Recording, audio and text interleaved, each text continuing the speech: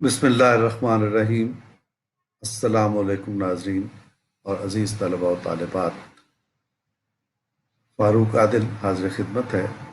آج میں آپ کی خدمت میں پاکستان کے قومی شاعر علامہ محمد اقبال اور عزیز از جان ترکی کے قومی شاعر حضرت محمد عاکف ایرسوئی کے بارے میں اپنا ایک مضمون پیش کروں گا۔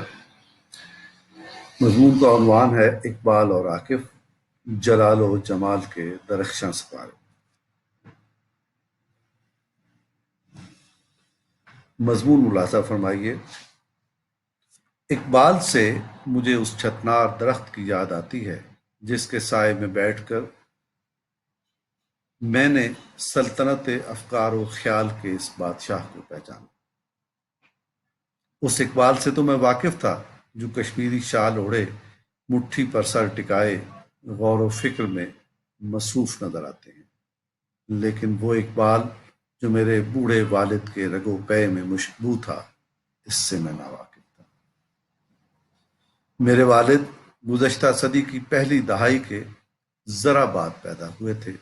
وہ اخبار کا زمانہ تھا، لیکن کبھی کبھی ریڈیو کی آواز بھی سنائی دے جاتی اور پھر دیر تک اس کے تذکرے ہوا کرتے۔ کوئی ایسا ہی دن رہا ہوگا جب اس آلے سے ایک خبر نشر ہوئی اور ان کے کان میں پڑی۔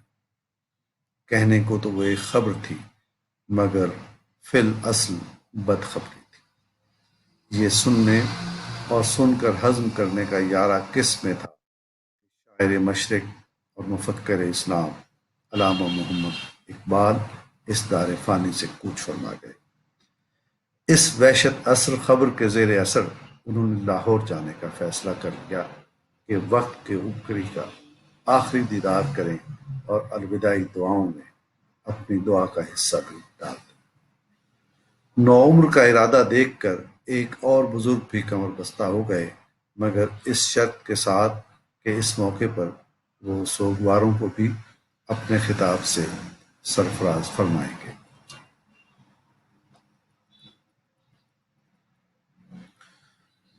یوں اختلاف پیدا ہوا اور بنا بنایا پروگرام چوپٹ ہو گیا۔ اب یہ صدمہ دو آتشا تھا، اول حکیم الامت کی رحلت اور دوئم ان کے جنازے میں عدم شرکت۔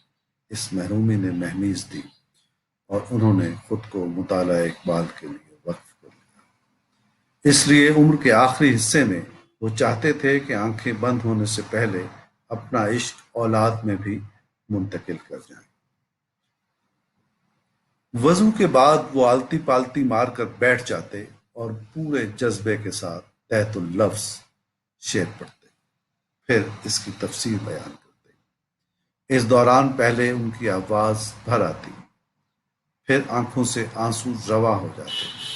کیسے بے پناہ اقبال کے شعر تھے اور کیسا بے بدل ان کے مفسر کا لہجہ۔ تجھ سے سرکش ہوا کوئی تو بگڑ جاتے تھے، ایک کیا چیز ہے ہم توپ سے لڑ جاتے تھے۔ توڑے مخلوق خداوندوں کے پیکر کس نے، کاٹ کے رکھ دیے کفار کے لشکر کس نے۔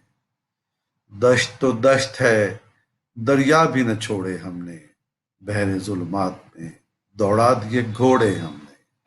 یا پھر تیغوں کے سائے میں ہم پل کر جمع ہوئے ہیں، خنجر ہلال کا ہے قومی نشاں ہمارا۔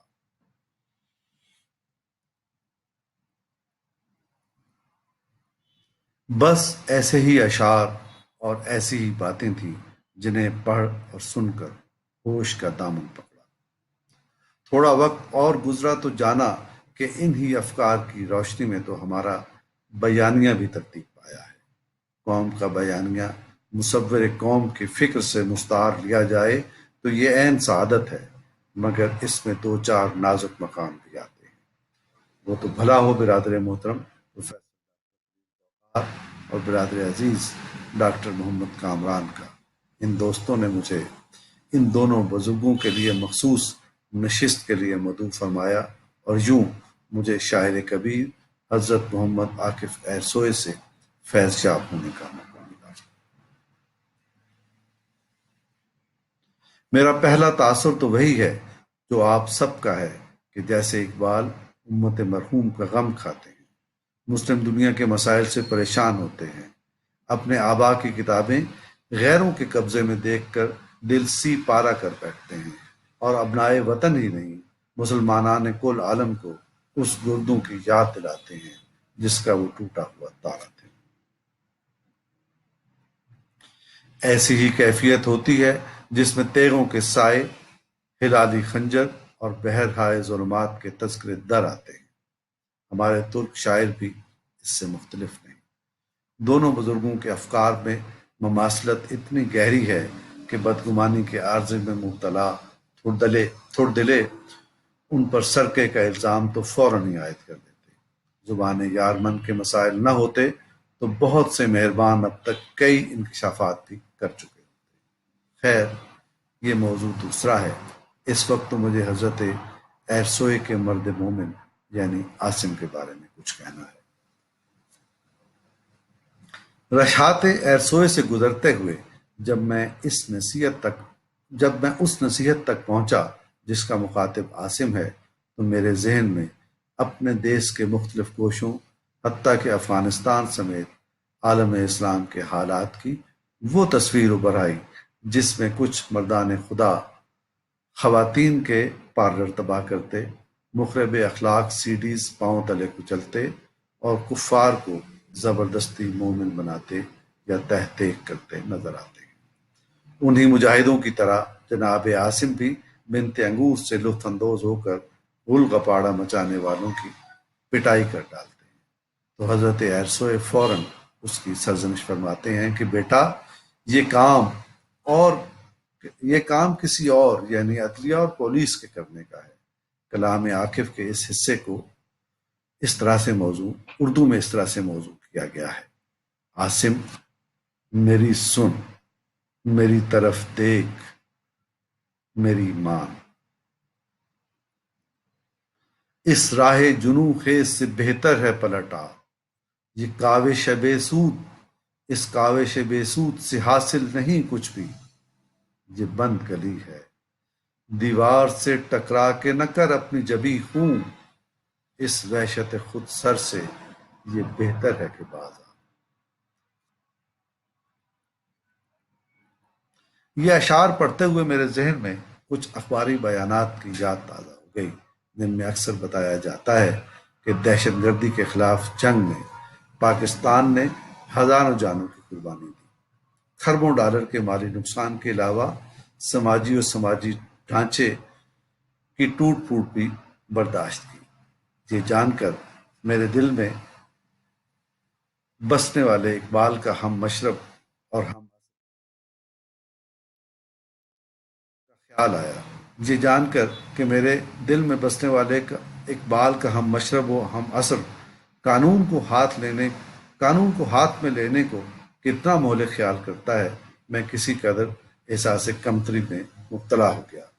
اس صدمے نے مجھے نسبتاً آزادی کے ساتھ اقبال کی ورق گردانی کی راہ دکھائی۔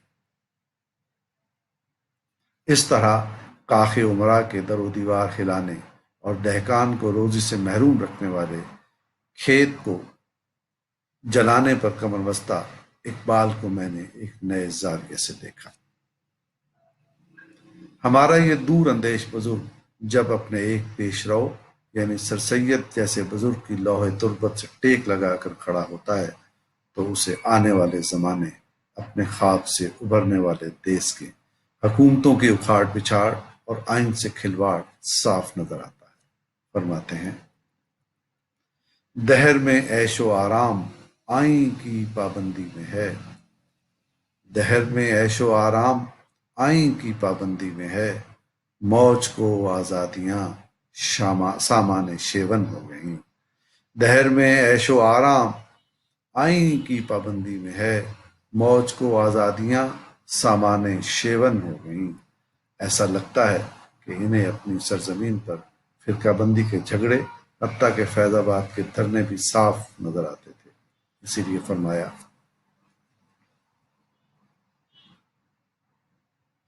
واہ نہ کرنا فرقہ بندی کے لیے اپنی زبان، واہ نہ کرنا فرقہ بندی کے لیے اپنی زباں، چھپ کے بیٹھا ہے، چھپ کے بیٹھا ہوا ہنگامہ، چھپ کے ہے بیٹھا ہوا ہنگامہ محشر یہاں، وصل کے اسباب پیدا ہوں تیری تحریر سے، دیکھ کوئی دل نہ دکھ جائے تیری تقریر سے۔ مجھے اگر فلسفے میں کچھ درک ہوتی تو بال جبریل اور ضرب کریم سے بھی میں یہاں بہت کچھ پیش کرتا۔ تیل بیچ کر فارسی جاننے کی مشقت اٹھائی ہوتی تو کھنگال کر بتا دیتا کہ انہوں نے اس زبان میں بھی بہت کچھ کہہ رکھا ہے، جیسے حرف بد را بر لب آوردن خطاست، حرف بد را بر لب آوردن خطاست، کافر و مومن ہما خلق خداست۔ اس مشق کے بعد جب میں سوچتا ہوں کہ میری سمجھ میں آسانی کے ساتھ آ جاتا ہے کہ ہم اس اقبال کو دریافت کرنے میں ناکام کیوں رہے جس کے جلال میں بھی جمال کی کرنیں قلب و روح کو سرور بخشتی ہیں۔ اس کا ایک سبب تو شاید یہی رہا ہوگا کہ غیر ملکی استعمار سے نبرد آزما قوم کو اقبال کی صورت میں ایک ایسی آواز مل گئی جو ان کے دکھوں کی ترجمانی اور دشمنوں کے خلاف اعلان جنگ کر کے ان کے دلوں میں جذبہ عمل بیدار کر رہی تھی۔